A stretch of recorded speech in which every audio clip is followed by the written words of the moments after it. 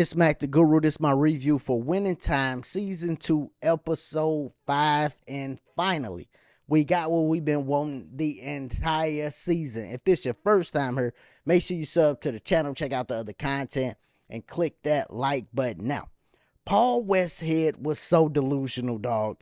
At the beginning of this, I'm like, bro, how don't you see what's about to go on? Like, the media is literally telling you about meetings that you had no clue about. Pat Riley is still trying to get through to you.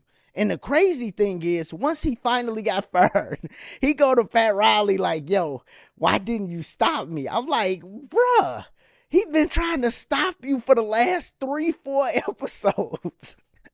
He been trying to tell you how to handle certain situations for the last 3-4 episodes. Your daughter like, yo, you about to get fired. That's when it really hit him. He like, uh-oh, my daughter saying this?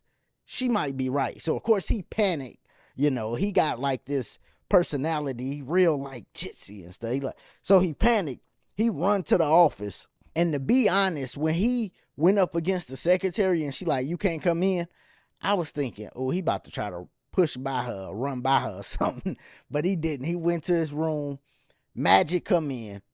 Talked to Jerry Buss, and that conversation was wild. Magic told him exactly how he felt, stood up to him, you know, and we gonna discuss Magic Johnson at the end because it was people in the comments, because I kept it real, you know, in my opinion. People was getting mad in the comments. The last video I made, you know, I just kept it real on the situation, but we gonna discuss it at the end. But they had a conversation. Magic storm out. Paul Westhead go in and talk to Jerry Buss. And this when you know it's over, right? When you sit down with somebody and they just don't even say nothing. Like, Jerry Buss didn't say nothing. He just was looking at him. Soon as Paul went to explain, he said, hey, you're gone. We about to let you go. You know, and Paul tried to, come on, man, don't let me go for a second. And then he finally realized, nah, it's over. He shook Jerry Buss' hand, got up out of there. Pat Riley downstairs thinking, oh man, I'm next. And usually that's how it happened. They fire everybody. You know, we letting the coach go, the assistant, we letting the whole team go. But they decided to keep Pat Riley on. And I'm going to tell you something. That situation, when they got to the podium, was hilarious. Because nobody knew what was what. Like they just was like winging it. Jerry Buss get up there, he winging it. He like, I'm gonna turn it over to Jerry West. Jerry West get up there, he like, oh my God, I do not want to do this. He look over, he like, I'm gonna turn it over to Pat Riley. And we got a valuable lesson from Pat Riley in this episode because he was about to get fired, right? Bill was about to let him go. Bill have an incident where he started bleeding, start coughing. He had to go to the hospital. So he ends up talking to Jerry Buss. Stays on. When he stays on, he finally realized what he needed to do and why they was losing. Because the team is looking at him like a straight friend. That cannot happen when you're in leadership roles. And I know it's a lot of people that's like, my manager is mean to me. My manager don't really talk to me. Why the boss don't got a good relationship with me? Or it's just like a business relationship. It can't get personal. Because when that happens, people tend to walk all over leadership.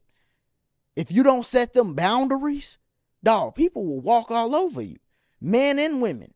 Men gonna do it like straight up. Like, yeah, oh, that's just Pat Riley. He cool.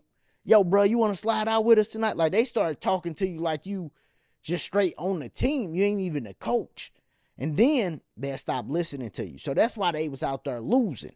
And then women, you know, they'll play you if you know, y'all playing the cool role and all that. They, hey, can I get off? Can I do it? You know, they start sweet talking you, you know, and then they be taking advantage of you. So it happens, you know, no matter who you lead, you know, it can happen to you. Now, Pat Riley comes to this realization and he snaps on everybody and told everybody exactly how he was thinking.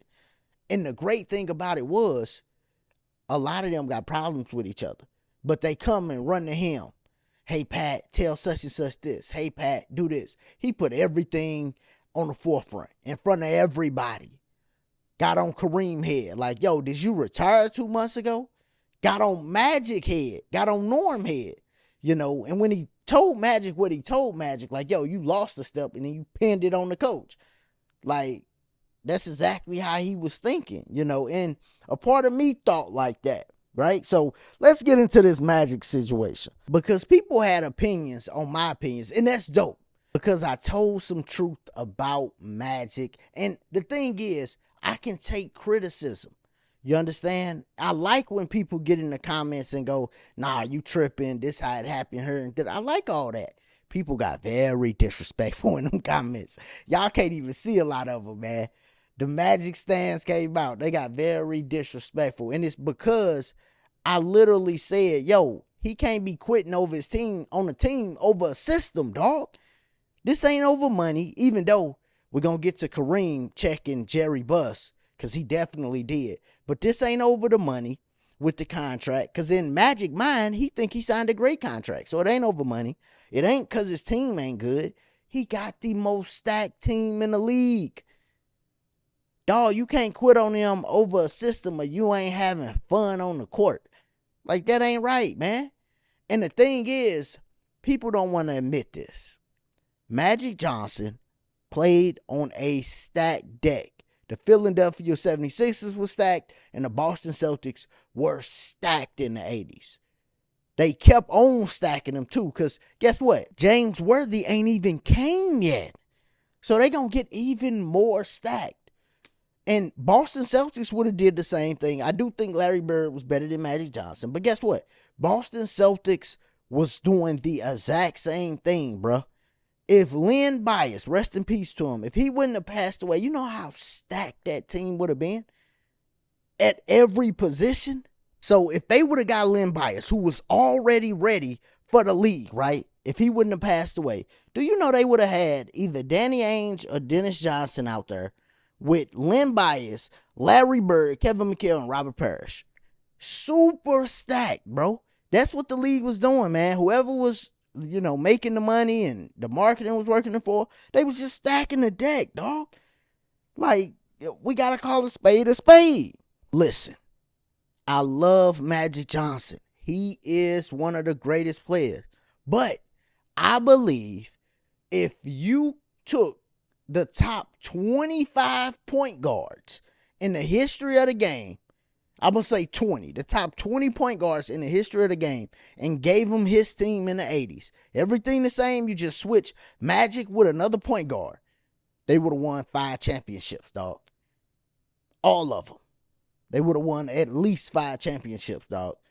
That's what I think about this team. It was just a loaded team, man. So that's how I feel about that situation. Now let's get to Cap checking Jerry Buss, because this was dope to see. Because in my mind, I was thinking similar to Jerry Buss, like, man, Cap gonna be mad. He gonna be envious over Magic Johnson. But he wasn't. That wasn't even Cap mentality at all. He was just like, yo, dude, it's you that's messing up things around her. And you done gave Magic this contract that he thinks a good contract because he's young. But it's a horrible contract. You know that contract ain't going to be worth nothing in 5 years. And in 10 years, it's going to be worth less than that. That's what's crazy. That Cap put all that together and he know exactly what's going on. So it's going to be a thing to see, like, yo, how are they going to keep Cap happy and how are they going to keep him after this year? Because best believe they about to lose in the finals against Philly. We know that's happening. They about to lose, and it was crazy at the end, right? The Boston Celtics fans is screaming, beat LA. They don't like them that much. And you go, dang, they fans are saying beat LA when the team that, they team not even going to the finals. Philly just beat them and they telling Philly beat LA. That let you know the marketing was amazing back then, because all of them people in there hate LA. All of LA hate Boston, so They really marketed that good, man. But I'm loving this show still. I just had a critique of Magic. I still love Magic. I still love the show. Y'all let me know what y'all thought about this episode because I thought it was fire, man. It's MacTheGuru. If you're still here and you're not subscribed, make sure you subscribe to the channel. Check out the other content. We're doing Power Book 4 Force right now. And then, of course, we got different reactions that always come out, man. Y'all be easy. Be safe. Peace.